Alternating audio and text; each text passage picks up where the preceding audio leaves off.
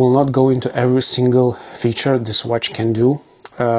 My main goal as a runner was to compare it to Forerunner 745, for let's say Fenix 6X, which is much more expensive device.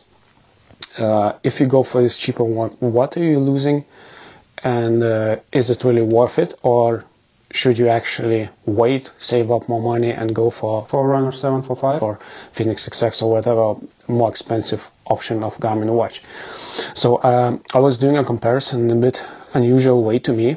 I did set up a separate Garmin account for this device while I was also wearing Fenix 6X Pro on my main account. And first goal was to check how fast it will be able to catch up with Fitness Insights compared to my old account, which already had all the info. So I didn't connect any heart rate monitors, anything. I was just using the watch as it is.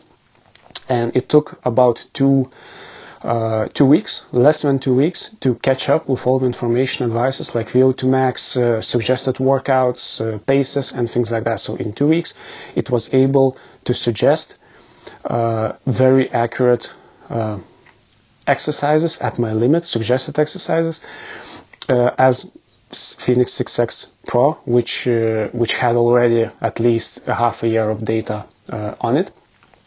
One thing which I realized was strange was recovery rate. So Forerunner 55 would have around 50% longer recovery time after same exact exercise.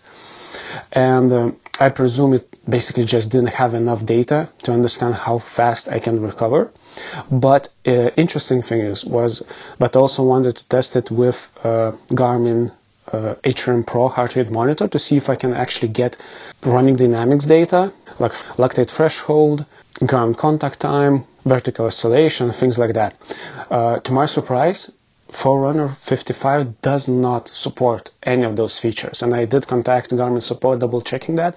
So basically, if you connect heart rate monitor like HRM Pro with all its running dynamic features, you will get only more accurate heart rate. And already we talked about accuracy, but optical heart rate monitor on these devices is very accurate and very good, unless you're actually doing some very fast sprints running where you're actually moving your watch quite a lot. And if it's not very snug, or let's say uncomfortably snug, if you're doing like 2.5 minute K sprints, it will be moving a lot and you will get less accuracy in that kind of circumstances. So heart rate monitor like HRM Pro would work better. But really, you get just better accuracy of heart rate, nothing else. And another test at the same time, if I buy Forerunner 55 and quite expensive, let's say HRM Pro, and connect it together, is it better than Forerunner 745? Am I getting all the running dynamics and, let's say, threshold, lactate threshold, which I think is very important, because it allows you to understand how fast, at what pace and what heart rate you can run without increasing lactate generation in your muscles. So basically, if you spend a very extended period of time above your lactate threshold, you will need much more time to recover. So for instance, if I'm doing easy run, I really don't want to get over that lactate threshold. And even connecting HRM Pro to Forerunner 55, you're not getting lactate threshold.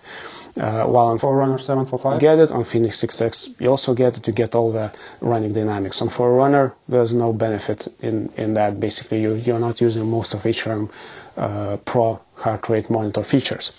Another fitness aspect which I really wanted to compare was also sleep tracking, because Forerunner 55 does not have sleep tracking, but it has body battery, which allows you to track your overall, let's say, ability of regenerating and using your energy throughout the day. So if you have a high stress or, let's say, high intensity workout, body battery will go down quicker.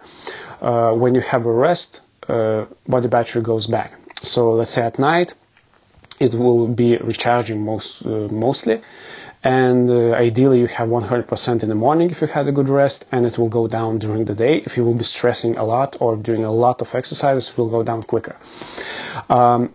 And even without sleep tracking, body battery is quite accurate. So if you're not having enough rest, if you're having too much stress, you will see that. Only difference I was able to notice sleep tracking was having on it. Like, for instance, if you have a long sleep night, but you were interrupted, like kids or whatever, what happens in my case quite a lot, and I didn't sleep like an hour of that time which I spent in bed because I was putting back to sleep one of my kids, body battery would recharge, and I would still have 100%, let's say 100 if ideally I spent enough time in the bed, but I had a poor sleep. So Forerunner 55 would suggest me in the morning having a usual full-on workout, while Fenix 6X Pro, because it also tracks sleep, it will know that sleep was poor, sleep quality was bad, and it will suggest a less intense workout that morning because of that additional data. But let's say body battery itself is very accurate in terms of you being able to recover in most cases, unless you have those specific unusual sleep patterns because you were interrupted by sleep or you're sleeping not very well. From fitness perspective, two most important features of Garmin watch, which also is like one of my top features of Garmin watches, why I replaced my Apple Watch, which is amazing watch but is not good at fitness, is suggested workouts and Garmin Coach. So I did spend the last 18 weeks doing a Garmin Coach training program. It's really amazing. It's awesome. I love the amount of variety, amount of what kind of exercises, how much it was pushing towards the goal. And it also has suggested exercises. So if you're not doing any program, just having a watch, you don't even have to sync with anything, just set it up. It will analyze your fitness abilities. It will calculate your VO2 max, and based on that information it has, it will be suggesting the workouts to increase your fitness level. And this was basically a biggest difference, and it had biggest impact on my fitness level because it was able to push me with a variety of different types of exercises to be able to increase my pace, my distance, and yeah, basically it's those two features which this watch has, and it's as good as on any other similar age last year or previous year Garmin watches. So for that, I think it's if I wouldn't have any Garmin watches right now and I would like to take my fitness to another level, I would definitely go for Forerunner 55 just now without waiting a couple of more months, let's say save up another couple hundred to go for more expensive watch, because those fitness features alone, they are making a huge difference. And because I was wearing both watches at the same time, I was able to compare GPS accuracy. Interesting that it seemed like Forerunner 55 was much more accurate than my Fenix 6X Pro, but after contacting Garmin support, they explained to me that periodically sometimes you need to do a GPS soaking, this procedure which allows you to reset the data which watch has about like GPS satellites and things like that. So once I did that on my Fenix 6X Pro, it became as accurate as Forerunner 55 with very similar accuracy. And I did even update tracking accuracy from Smart to every second to see if that actually has a big impact. But if I do the same on both Forerunner 55 and Fenix 6X Pro, basically I get a bit more accuracy on both. So if you really, in cases you're doing like a fast short sprints and you care about like 400 meters distance and you're trying to set a best time ever for 400 meters, I think you need to switch accuracy to every second, because every half or fraction of a second important for you to be accurate. I think you need best accuracy out of that. If you're doing like usual runs like 10k 5k and you're not changing your direction too much, I think smart recording of data is enough. And you have to have in mind that if you put every second, basically it will have lots of data to sync, so it will take longer to sync when you finish your workout. So really you should use that if that extra accuracy is really important for you. And the battery life, really, it's amazing on this device. It's much better battery life on like Forerunner 745. I guess they are using some of those learnings and technologies we used in Garmin Enduro watch. One charge is enough for more than a week, definitely easy more than a week of at least 6-7 hours of GPS tracking, GPS workouts. I definitely, having that in mind, charging my Fenix 6X more often than Forerunner 55, and I think it's a great battery life in such a small and cheap device. And I did in my previous videos, I mentioned this again, one of those features which I really needed and why I switched from Apple Watch to Garmin. So battery life is awesome. I really loved it. Okay, let's talk about materials.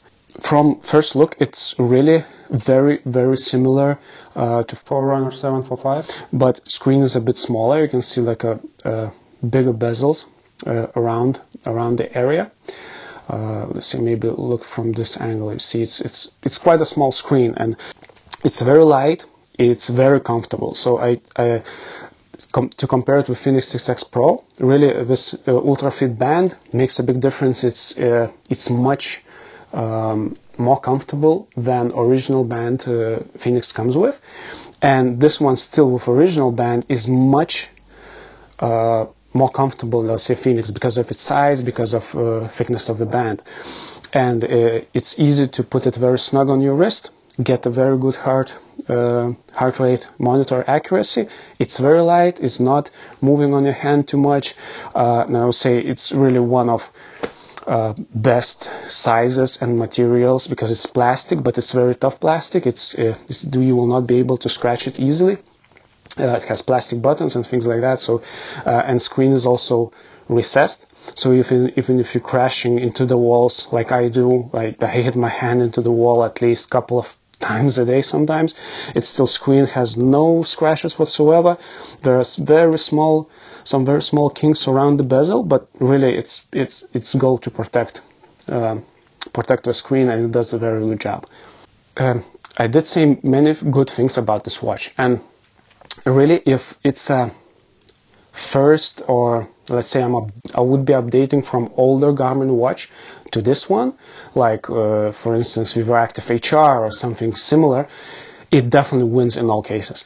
But because I was spoiled by Fenix 6X with all these minor features and improvements, I was missing few small things like you cannot change the quick menu items.